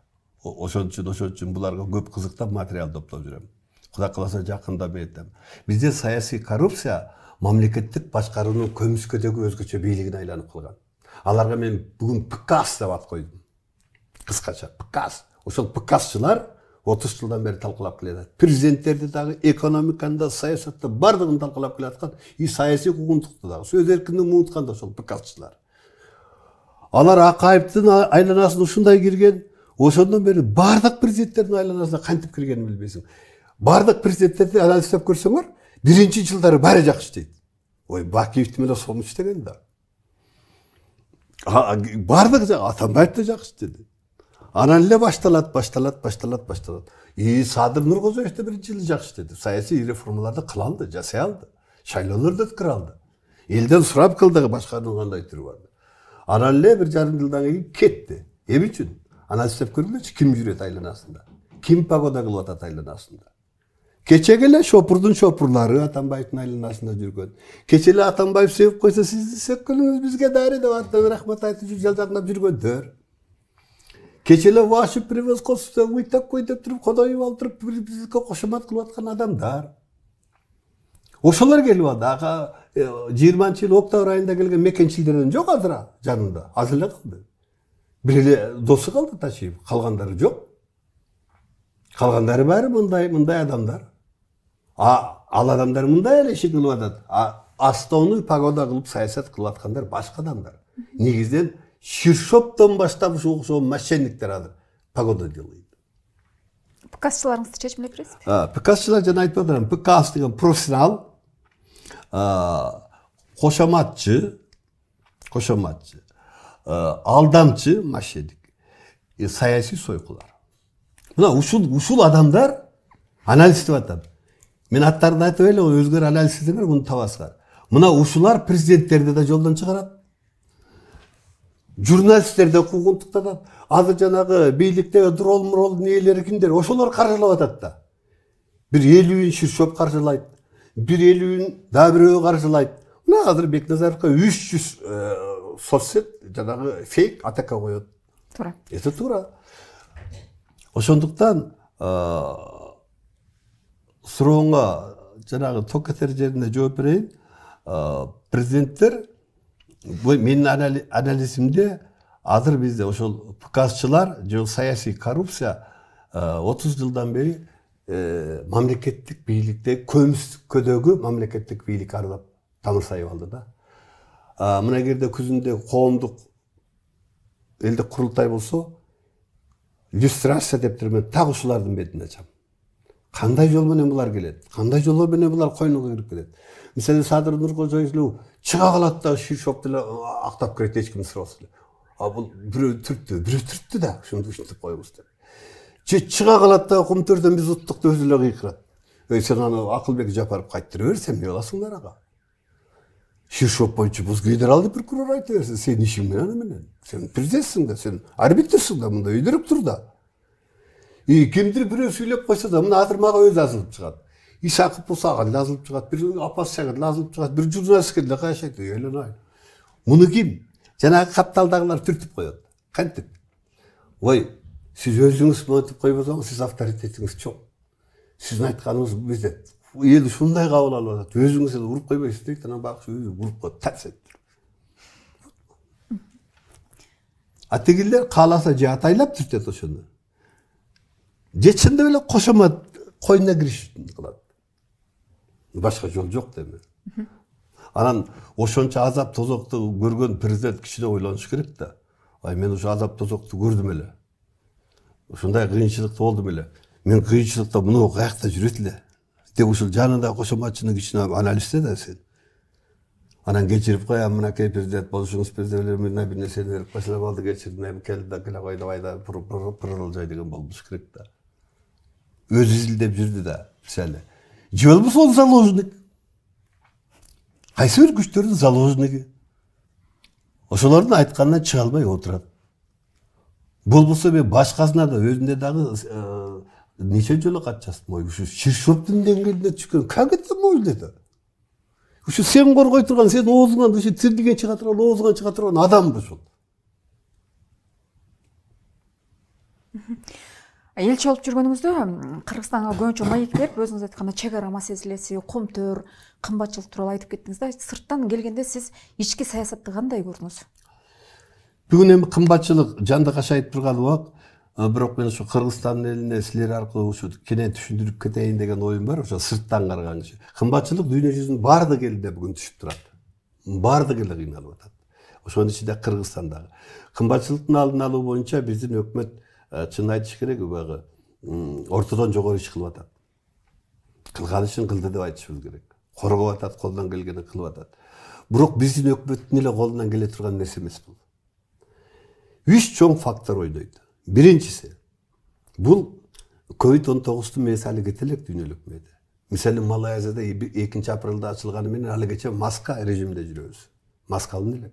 Кытайда да ошондой. Чыгыш өлкөлөр бар маска менен жүрөт али. Ограничение бар до сих пор ушул убакка чейин. Экинчиси, 2,5 жыл ичинде, мисалы мен Малайзияда 2 жыл 6 ай отурдум, 2 жыл 2 ай биз онлайн менен иштедик, кабинеттен чыга алган жокпуз. Никакой жолугушуу запретен болду. Никакой эч нерсе иш болгон жок. Ошондуктан ошол ковидтин айынан бүткүл дүйнөсү мамлекеттер кандайдыр бир деңгээлде экономикалык кризисте. Мына 6 айдан бери Малайзияда азыр ошол токтоп калган объекттерин тазалап, метип, калыбына келтирип ушул менен алек болушуп атат. Аякта дагы 20-25% продукция кымбатчылык болуп атат. Бул бир. Экинчиси, мына Россия менен НАТОнун согушу. Бул дүйнөлүк экономика абдан оор залакасын тийгизип атат. Кыргызстанга келсем, көбүнчө эле Украина менен Россиянын согушу да жок. Украина менен НАТО согушуп атат. Украина согушкан жок. Украина полигонго айланып калды. Убагында Ирак айлангандай, Афганистан айлангандай, тиги Сирия айлангандай эле Украинанын жери, орустардын жери, славян элинин жери бүгүн полигон болуп калды. Бул дүйнөлүк державалык кылам деген Америка менен анын колдоочу НАТО өлкөнүн мүчөлөрү менен Россиянын ортосундагы согуш. Мына ушул согуштун кесепети дүйнөлүк кымбатчылыкка бир топ таасирин тийгизип атат. Бизге эмне деген суроо болот. Да, мына ушул жерде биздин тышкы саясаттын туура эместигинен биз ровный жерден эле өзүбүзгө өзүбүз бир топ залаканы алып атабыз. Эмне үчүн ровный жерден? Каалайбызбы, каалабайбызбы? Биз бүгүн Россия менен бир бүтүн мамлекетпиз. Биринчиден, биз военный альянста турабыз, ОДКБда. Экинчиден, саясий альянста турабыз, СНГда. Үчүнчүдөн, Евразийсте турабыз, экономикалык альянста. И Бажы союзунда турабыз. И төртүнчүдөн, биздин 1,5 миллион мигранттар Россияда жашап атат. Алар бизге 2 миллиардтаган пайда алып келип атат, үй бүлөсүн багып атат. Мындай бир да мамлекет Кыргызстанга жардам берип аткан жок. То есть, анан ушул Россия жанагындай дүйнөдө НАТОнун мүчөлөрү, НАТО мамлекеттери батыш Америка менен согушуп атканда, ошол военный альянста турган сен нейтральный позициядамын деген, бул кыргызча айтканда 3 таңга болуп калдык да. Бир командада турсак. Анан жана кыйынчылык турса, биз бир турабыз, өлүмүз бир деп кетип атсак. Анан раз жана башталганда эле, жок, мен нейтралдыймын деп чыга келсем. Бул эмне деп? А муну Россия муну сөзсүз унутпайт. Мен дагы айтып коеюн. Россия менен 5 приоритеттүү альянста турабыз Россия менен. Бир дагы мамлекет менен андай биз мамиледе турбайбыз. Бир дагы. А Россия менен биз ошондой контакттабыз. И жакынкы 100 жылда биз Россияны билирден чыга албайбыз. Ошол үчүн биздин тышкы саясат нейтралдый дебей эле Белоруссияга окшоп, Сербияга окшоп, Кытайга окшоп эле мындай эле Россияны колдоп эле, бирок согушта жардам бербей эле мындай моральный поддержка кылып турса болмок. А Путин азыр не простит. Кыйынчылык убакта сен менен мүнткенсиз дейт. Мына ошонун кесепети мигранттарга тийип атат. Керек болсо азыр 100 000 мигрант келсе, Кыргызстанда эмне болорун билип койгула. 100 эле миң келсе. Мен башкасын айтпай эле коеюн. Мына биздин ошол туура эмес кылган саясат. Мисалы, батышчылар менин позициямды колдобойт, бул пророссийский болуп кетсин деп тур. А батышта НАТОнун бир мүчө өлкөсү Американын ошол саясатына каршы чыктыбы? Жок. Бирөө да каршы чыккан жок. Вот это альянс, военный альянс. Алар турду. А биздин ОДКБ тура алдыбы? Жок. Лукашенкодон башка баары тура алган жок. Ошондой эле Казакстан дагы, Кыргызстан дагы азабын тартат. Бул биздин туура эмес сырткы саясаттан. Ушундай уур күндө биз дүйнөлүк коомчулук деле түшүнөт да силер эми ОДКБнын мүчөсүңөр, биз туура эле түшүнөбүз эле деп коет болчу. Башка эч нерсе кылбайт. Экономикалык санкция, биздин экономикалык санкция сала турган кайсы экономикабыз бар? Эч нерсе жок да бизде. Эч нерсе жок. Эмнебизге салат эле бизди? Ошойчо биз бу жерден ошибка кетирдик сырткы саясатта. Унчукпа, каршы да болбо, нейтралмын деп айтпа. Биз ОДКБнын мүчөсүбүз. Биз альянстабыз эле деп кой, болду. Сенин эч ким деле башка эч нерсени сурабайт болчу. Вот это биздин азыркы бийликтин тышкы саясаттагы ошибкасы. Ушунун да кесепети кымбатчылыкка тийип атат. Сурооңуз барбы? Бул жерде сиз кызматтан кеттиңиз. Сиздин кызматтан кетишиңиз өзүңүзгө да жаккан жок. Анткени президент мага ушундай туура эмес, эми жарлык чыгарды деп айттыңыз. Эми сиздин кызматтан келгенден кийин ошол оппозиция тарап кандай кабыл алды?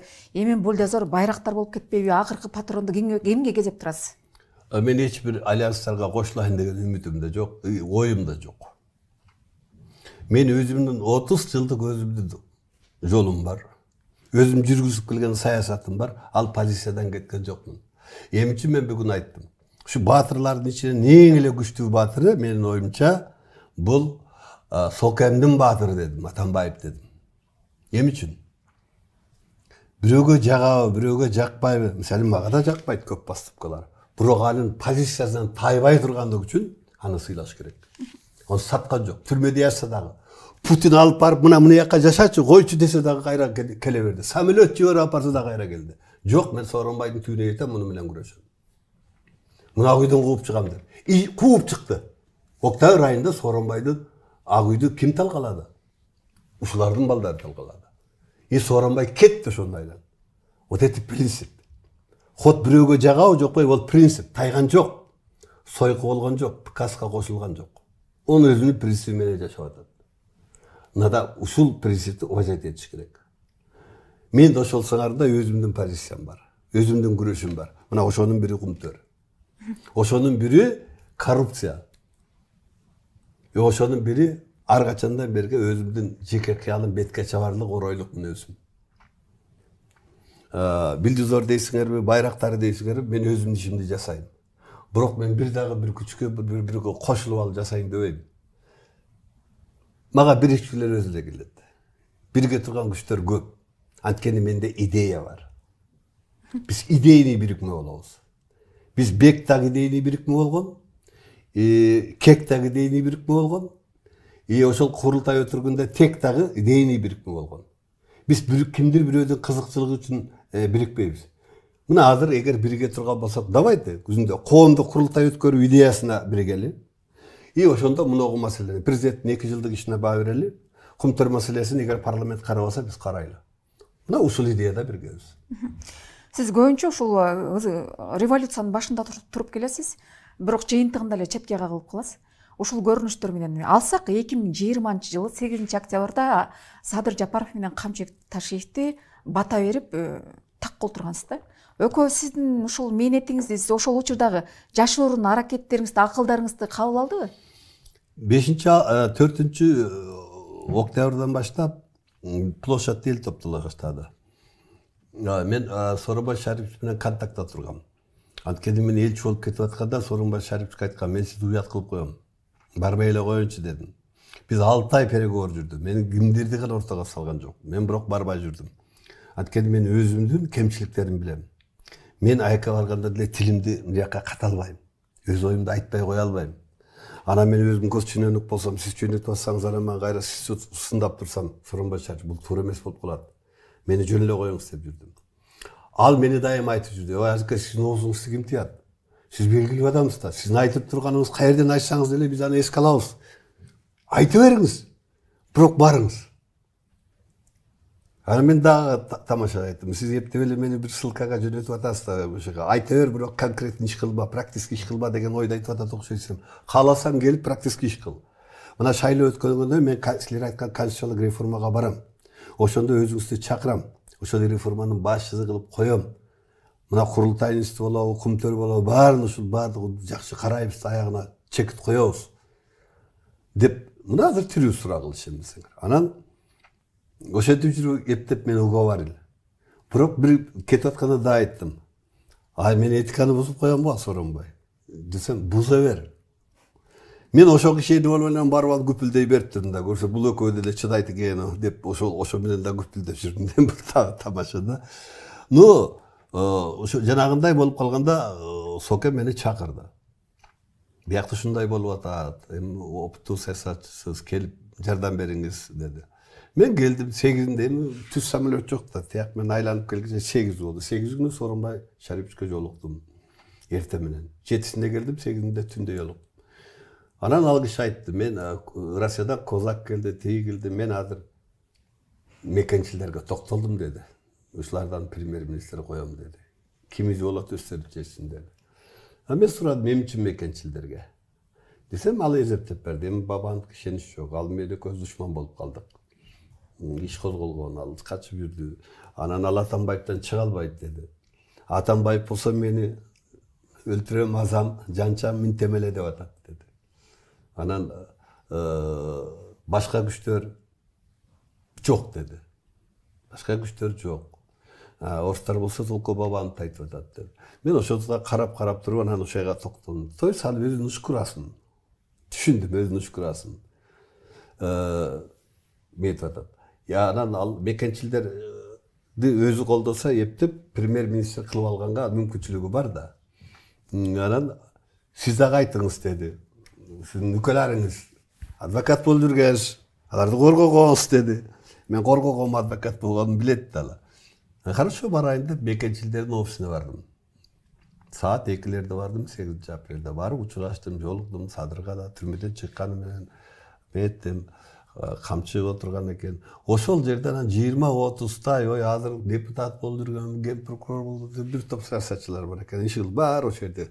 Уже Сооронбай ушуга токтолуп атат дегенде котолуп барып калса керек. Абдан көп экен. Мен түз эле бардым да, мен сиз айткандай, силер айткандай билдизөрмүн да, түз эле кирип кеттим. Өчүрөт эле эткен жокмун, баары эле тарс-тарс кирип анан чыгып. Анан кетип атканда алар айтып калды, эмне кылып атасыңар десе, азыр операбалатка бир жеке барабыз, премьер болуп, бизди депутаттар шайлайт, азыр парламент чогулат деп калды. Батаңызды бериңиз деди. Хорошо, батам берейин деп батамды бердим. Ошондо айттым, эки эле бата берем, эки эле нерсени баса белгиледим. Мен алыстан Малайзиядан келдим, мусулман өлкөсүнөн келдим, мүмкүн менин батам силерге жугар. Биринчи ушул суранарым, мурдагы президенттин жолдору вообще түшүгөргө келбесин дедим. Алардын жолун жолдогула. Никогда.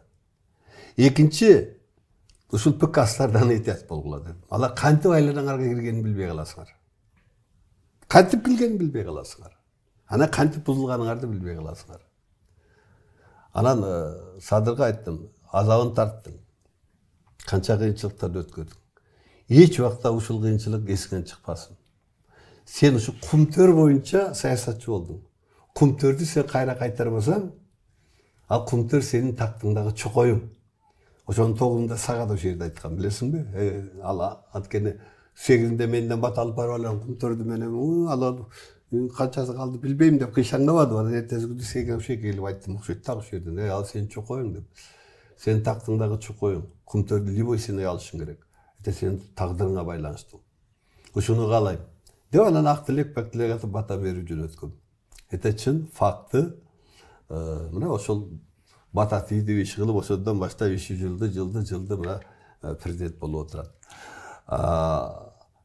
Бирок бир жыл жакшы дегени менен биздин идеяларды аткарып, башкаруунун түрүн элден сурап, анан реформа жүргүзүп, элдик курултай институтун киргизип, биринчи жылдары мен элдик курултайда жыл сайын отчет берем деп кыйкырып жүрдүлөр, сөздөрүн билесиңер, уктуңар да, баары эле ошентип жүрбөдү. Эми бүгүн болсо жок, акимдер отчет берсин, мен отчет бербейм өтө баштады.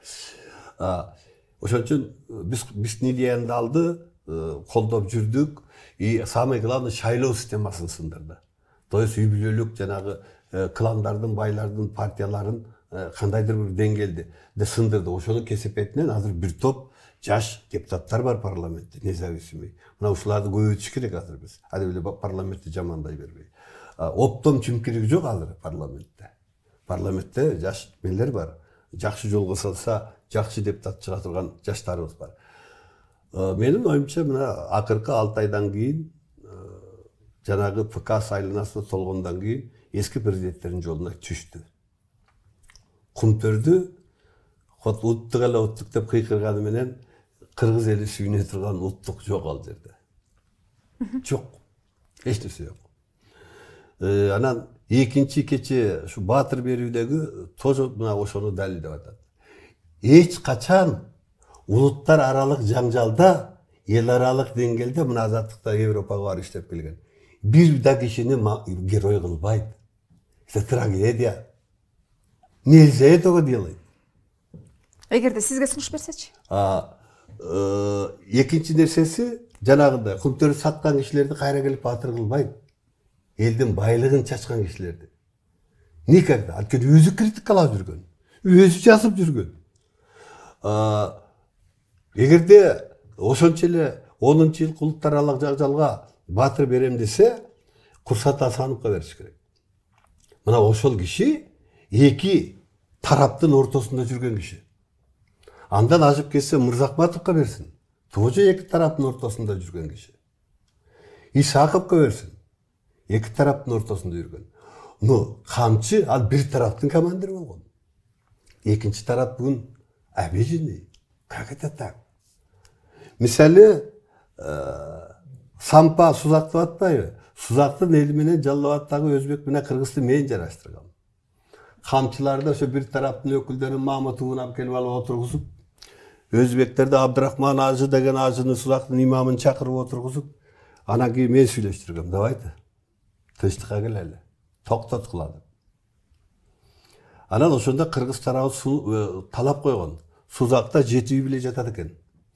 Биз ошону көрбөйүнчө биз тарабайбыз. Курал тапшырбайбыз, бербейбиз, мынтебиз, тигинтебиз. А өзбектер болсо, ону куралчандар куралыңарды бермейинче биз жарашпайбыз. Биз дагы этпейбиз. Анан ошодо Сузакка кирип биринчи Элтердин корреспондентин алып алып Сузакка кире турган болдук. Кыргыз тарабынан 3-4 делегат шайланды. Мени менен кошо кирет. Өзбектер алар көрсөтө турган болду. Мына кыргыздар залогдо эмес, жөнүлүп отурушат. Ошондо ошонун башчысы ушу Камчукан болгон. Анан курук койганда ака мен барбай эле коеюнча, ака сиз эле барыңыз деди. Эгер ошончо эле баатыр бере берсе, ошондо качып кетпей, мен ошондо качпай кирди эле, акаме бериңиз, анан мага бериңиз десе болот эле да. Жок. Мен киргем.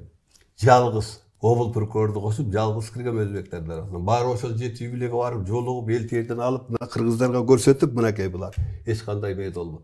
Ошондон кийин ана кыргыздар площадьтан тарай баштады. А өзбектерге аны тартып көрсөтүп, Беговатта яткан 12-15 миң границада турган өзбектерге барып кайткыла, мына кыргыздар кетти. Ошоду. Биринчи жашоду 14 июнда мен кылгам. Ошондон кийин 16-15-теринде анан ош башкалар да кетти. Мен ошондо өзбектердин границада яткан өзбектерди көрүп, площадьтан кеткен кыргыздар кандай жагдайда кеткени алыга чейин көз алдымда турат. Ошондон уялам да ошону айтканда. Батырлык алмакты бул уялам. Эстегим да келбейт. А бүгүн булар ошону кайра козгоп койду. Түшүнсө булар козгоп койду ошол жараны. А жана убактылуу өкмөттүн мүчөлөрүнө иш козгогону буякта калды. Батырлык алып ырбатып койду. Мына Европада иштеп келген. Улуттар аралык жаңжалда эч кимди баатыр кылбайт. Это трагедия. Муну жабыш керек. Ачпаш керек. Эл жараштуу болду, андан башка сыйлык жок. Андан башка награда болбош керек. А мына азыр ушул награда көпкө чейин талкуу жаратат, көрөсүңөр. Эми ушу бийлик, ушу элементарда ушуга болуш керек эле да. Эми бул ПКСтардын акылы ушуга жетет экен да. Мына Отунбаева Афганстанга жанагы миссия менен оңдон дайындалса, Эжил Байсалов деген уялбай нетпей ушуну дагы Садыр Нуркошевичтин сунушу менен дайындалды, уруп салбады. Эми бул адам адамдын оюна келбеген, бул ушу кошоматчылыктын да ушунчалык чоо деңгээли бар да. Бардык нерсени ушу Садыр кылып атат деген сөз да. Отунбаева ачык айтат да, ушундай да болот. Мен айттым, ал сиздин укук коргоочуларыңыз да, сиздин кадрларыңыз да, силерде боло берет, ушундай десе мен күлөт, ой тууба, ушундай да болот. Президентке айттыңызбы? Сом айттым дейт. Эми аны билбейм, ал өзүнүн Фейсбукуна чыгарып тур деп айтты дейт. Вот көрдүңөрбү, эмнелерди кылып атат. Бул деген оондун чечимине залакасын тийгизип атат. Эми оондогу адамдар да таң калат, элер биз бул Кыргызстандын президенти сунушу менен дайындаган жокпуз да бул миссионерди деп. Сунуш эмес эме го, макулдук. Макулдук болгон болсо. Кыргызстандын никакой. Кыргызстандын президентinin макулдугу десе көп өлкөлөр тескериге чыкты малда. Никакой муну эмес. Анткени Отунбаева канча жылдан бери ондун алдында айлакалы жүргөн миссионерка. Ал Грузияда жүргөн киши. Ал бияка да келген киши. Ортасынча ондун өкүлү. Никакой. Просто ООН меткенде мусулман өлкөлөрүнөн аял киши болсун деген эле неме болду, критерий. Отунбаева туура келди. Все бүттү. Сурооңуз бар болайын. Азимбек Анаркулович, жыйынтыктоочу суроо. Кыргызстанда 30 жылдан бери келе жаткан ыкма бар да. Ким оппозицияга өтпөсүн же чындыкты айтпасын, сөзсүз бийлик тарабындагы жергиликтүү телекомпаниялардын биринде провокационный суроолор берилет да. Бүгүн маалымат жыйында сизде ошондой суроолор берилдиби? Берилди, КТР менен ЛТР берди. КТР берди, сиздин аялыңыз ошол жака барганда айлык алат экен деди. Ооба дедим. 30% мамлекет борбордук бийлик төлөйт. Как Малайзиядан чыгып кетсе, төлөбөйт. Малайзияга барган убагында төлөйт. Аны МИД төлөйт борбордук. Кетип кеткени боюнча информацияны бирип белетти жөнөтүп турасың. Мына келди, мына кетти деп. Ошого жараша төлөйт. ЛТР эшикте суроо берди, же бир жаш бала. Сиз эки небереңизди Малайзияга апарып, ооба. Мен чоң ата катары эки чоң неберем менин үй бүлөмдө жүрөт, окуйт, менин карамагымда. Кыргыздын салты, чоң неберелер жүрөт. Барды менен. Кайра пандемия баштап алганда келди кайра, ошондон бери барган жок. Жооп бердим ошентип. Эми аны сөз берет, анан азыр да угуп атам, ошо журналисттерди аяка бир жолу апарган жок, анан тиги пресс-конференция деген нерселерди угуп атам. Эми журналисттерди Малайзияга чакырмак түгүл, Малайзиядагы мекендештерди 31-чи биздин эгемендик күнү жолугушуп өткөргөнгө бир тыйын акча бербейсиңер.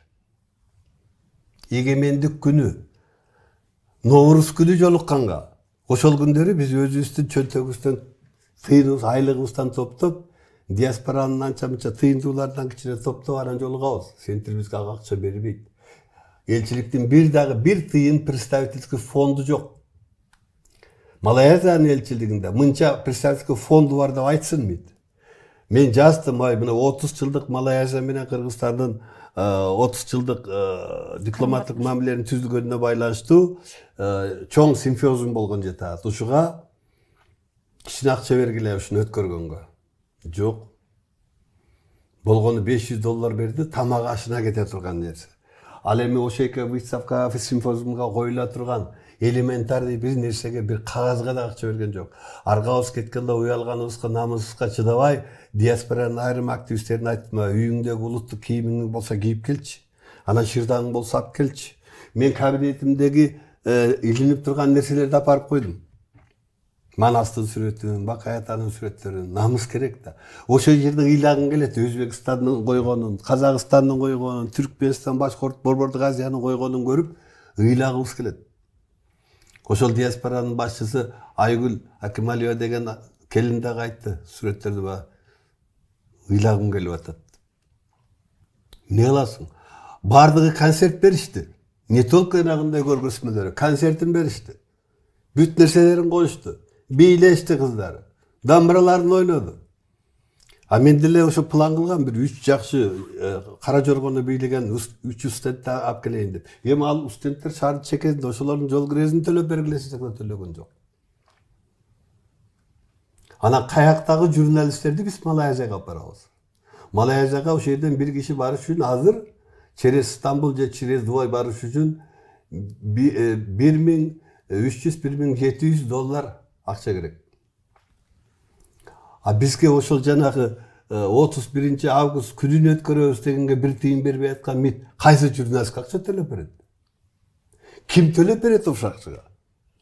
Дагы бир фактын айтып коеюн, мына бир айга жетпеген убакта Мелека шаарында рукопашный бой боюнча дүйнөнүн чемпионаты өттү.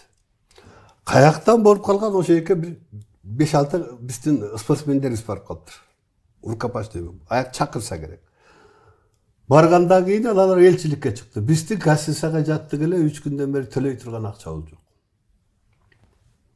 Консулга чалыптыр. Анан айланайын, силерди ким жүрөттү буяка? Ким алып келди? Эптеп жол кыра таап берсеңер, ошол жактан акча табылат деп айткан. Ким айткан ошентип? Тренерибиз айткан. Ошол тренериң айтып кой. Канча алып келсе ошентип акча таап берсин. Биз акча таап бере албайбыз силерге. Андай бизде каражат жок. Андай акча бөлүнгөн эмес. Малайзияга келген кишилерге акча берип тургула, гостиницасын төлөп турган деген акча жок бизге. Эгерде ошондой акча болсо, биз силерге төлөп берет элек. Же центрден сурагыла. Жок. Байкуштар анан кетерге акчабыз жок деп жүрдү. Жана диаспоранын төрайымы эптеп бир жерден алып келип гостиницаны үчкөндүгүн жапты. Эптеп. Анын күйөөсү англичанын кичине байыраак киши. Анан менин элчиним эмне? Ушундай жагдайда мен эмне кыла алам? Немедленно маселени мен борборго коем. Госкомспортко немедленно жаздым. Кабар алдымбы? Жарым сааттын ичинде электрондук почта менен жүрөт. Монча спортсмендер жүрөт. Эмчүн буяка жөнөтөсүңөр? Эмчүн акчасы жок жөнөтөсүңөр? Через МИД аркылуу жүрөтөбүз да. Не ответ, не ничего. Тренерин таап айттык. Эмне сен буларды буяка? Эми илгери биз келгенде ушактан эптеп чогулттук эле, да ошентип чогултабыз деп келди. Кимден чогулттуңар илгери? Айта албайт. Вот ушундай акыбалдар. Ошондой адамдар болот. Дават кылып жүргөн адамдар болот. Даватка келдик эле деп. 12-13 жашар балдар жүрөт ошол жакта. Дават кылып келдик эле деп. Малайзияда дават деген жок. Арда салттуу мусулманчылык. Аерде мунунун тагын дамбагы янан жолук салын деген да саясат жок мусулмандардын арасында. Салттуу мусулманчылык. Ким каалагандай болсо да, мечитке барганда ислам окуу жайларында жолук салынат. Мындай эле кыргыздарга окшоп мындай жолук салынат. Мунун бетин жаппайт. Муну калган жерде жылаңбаш эле жүрөт, биздин кыздарга окшойт. Анан ошолор эмне кылып даватка келдиңер? Каякта жүрөсүң?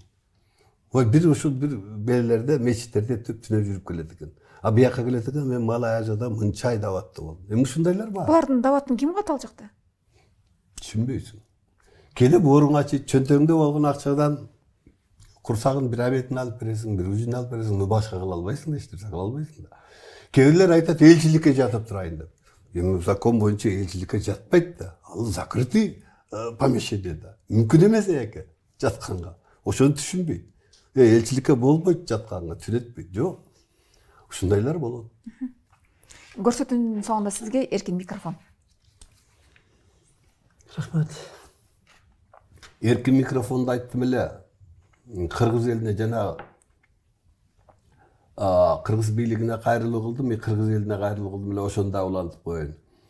8 октябрда 20-жылы Садыр Нуркожоевич менен Капчы Кадыр Шаевичка бата берип атканда айттым эле. Жана айтып берген батамды. Бүгүн да ошол батамдын 2-чи сериясын айтам. Азырынча кеч эмес. Тиги президенттердин жолунан кайткыла. Күзүндө өзүңөр уюштуруп аткан курултайга жакшынакай болуп отчет берип кетирген камчылыгыңарды түзүп алгыла, мүмкүнчүлүгүңөр бар. 2 айлык мүмкүнчүлүгүңөр бар ноябрга чейин. Кум төр боюнча, чек ара боюнча башка кемчилигиңерди оңдоп алгыла. Элге жакшынакай отчетуңарды бергиле. Мен ишенем, убакыт бар, мүмкүнчүлүк бар. Эгерде өзүңөрдө саясий эрк болсо, аны кыла аласыңар. Саясий эркиңер жок болсо, силер кимдир бирөөдү же оппозицияны күнөөлөбөгүлө. Өзүңөрдү күнөөлөгүлө. Өзүңөрдүн айланаңды үргөн жана ПКСтын мүчөлөрүн күнөөлөгүлө. Күнөөнү башкалардан издебегиле. Сөз эркиндигин муунтабыз дебегиле. Саясий куугуттап жаткан анча-мынча журналисттерди, анча-мынча жанагы жарандык активисттерди камагандарды койгула. Аны башыңардан өткөргөнсүңөр. Азабыңарды тарткансыңар. Мен адвокат болуп жүргөм. Абдан жакшы билесиңер. Ошону билип туруп, ошондой жолго барбагыла. Алардын да үй бүлөсү бар. Алардын да жакындары бар. Алардын да тенеси бар. Ал эми элге кайрыларым. Сырттан кыргыздарды карап турсаң, сырттан кыргыздар бир бузулган элге окшоп көрүнөт экенбиз. Кудайдан да коркпойбуз, президенттен да коркпойбуз. Шарияттан да коркпойбуз, мыйзамдардан да коркпойбуз. Чынды айтсаң ишенбейбиз, жалган айтсаң ишенесиң. Таксисиңде саясатчы, базарда отурганың да саясатчы. Мечиттин ичинде да саясат. Көчөдө да саясат. Мындай элди карап туруп не дейсиң? жан дүйнөсү бузулган адашкан эл деп ойлойсуң. Ай кыргыздарым, 30 жылда адашып жатабыз. Өнүгүүдөн өз жолубузду тапкан жокпуз. Каяка баратабыз? Азыр да туңгуюк. Улуттук демократия болгон ушул элдик курултайды байыркы десек, ошол учурда батыштан келген митинг менен пикетти тутуп алып көчөдө жүрсөк, эмне деген эл болуп баратабыз? Мен чакырат элем. Жан дүйнөнүн революциясына келбейсиңерби? Пейилди оңойлуу. Өзүбүздөн бардык нерсени өзүбүздөн баштабайлыбы? Ата энебиз калкыры 180 жылдык тарыхты эле карай бербей, 500 жылдык 5000 жылдык тарыхыбызды карап анан ал эстебейли. Эмне үчүн бул эл жоголбой келди? Эмне үчүн байыркы элбиз деп эсептейбиз? Жоголбой жерибиз, аймагыбыз менен келдик. Анан ошол доктор Махаткыр Махамед айтты да. Эгерде бир улут болуп, бир динде турбасаң, алдын бир эл деп айтуу мүмкүн эмес деп. Ал арбашка эл деп. Дини арбашка эл, ал бир эл болуп эсептелбейт деп. А бизде кыргыздарды карап көрөлүчү. Мен мусулманбыз дейбиз да, капыр кылбаган ишти кылабыз. Туура. Ошол мечитке барып да саясат кылабыз, арак ичип барабыз. Мына бийлигибиз казино деп исламда харам деген нерсе үчүн мамлекеттик делегацияны Малайзияга жиберди. Элдин акчасына. Элдин акчасына. Малайзияда элдин акчасына курулган эмес, ал частный бир Кытайдын казиносу. Мына ошол ислам мамлекети капы болуп калды. Эмне үчүн бизде ушундай Малайзияда ушундай бар, ошодон үйрөнгүлө дегендей болду. Ал жабык, ал частный кишинин казиносу. Ал жеке бир дагы мусулман барбайт. Бир да мусулман барбайт. Аны барба деп айтпайт, өзү барбайт. Өзү кирбейт. Харам делинген нерсеге алар кирбейт. Ошондуктан арам менен адалды таанып 30 жыл болду. 30 жылда Малайзия 10 кишиден 1 киши гана билимдүү болгон экен. Дүйнөдөгү эң артта калган эл болгон экен. 30 жылда дүйнөдөгү алдыңкы 30 өлкөгө кирди дагы. Мына бүгүн цивилизация, инновация, кибернетика, техника боюнча эң алдыңкы өлкөлөргө кирди. А биз тескерисинче эгемендүүлүк алган 90-жылы биз алдыңкы өнүккөн өлкөлөр. Аграрный эмес өнүккөн, билим жагынан поголовно билимдүү. ЮНЕСКО неси боюнча 23-орунда турган эл элек. Бүгүн билим жагынан канча чоң бул бир Кудай билет. Саясатчылардын билими дагы, көчөдөгү элдин билими дагы бардыгы артка кетти. Экономикасы айтпай эле коеюн. 30 жылда биз артка кеттик, а 30 жылда тигилер кандай кетти. Биз ошондой өлкөлөрдөн үйрөнбөйлүбү? Ал үчүн элибиз бир ыйманга келбейлиби? Ынтымакка келбейлиби? Кайсы бир саясий партиянын, кайсы бир чиновниктин колундагы курал болбойлучу? Мен билем эртең мынакей 3-4 чиновниктин 30-тан жанагы сос тармактарынан 300-тен болсо бир 3000-4000 эрмага атака коесуңар. Мен күтүп атам, мына башталат, бүгүндөн баштап башталат. Мен даярмын ага. Мен 30 жылдан бери анын башыман өткөргөн кишимин. Түрмөлөрдөн бери отурган. Бирок элди ойлобойлубу? Өзүбүздү ойлобойлубу? Бири-бирибизди ойлобойлубу? Ошондуктан баарыңарды чакырат элем. Билип билбей, билбеген кишилерге азылгандагы бул харам. Мени билбей туруп, же болбосо президентибизди билбей туруп эле азыла бергенди токтотолу.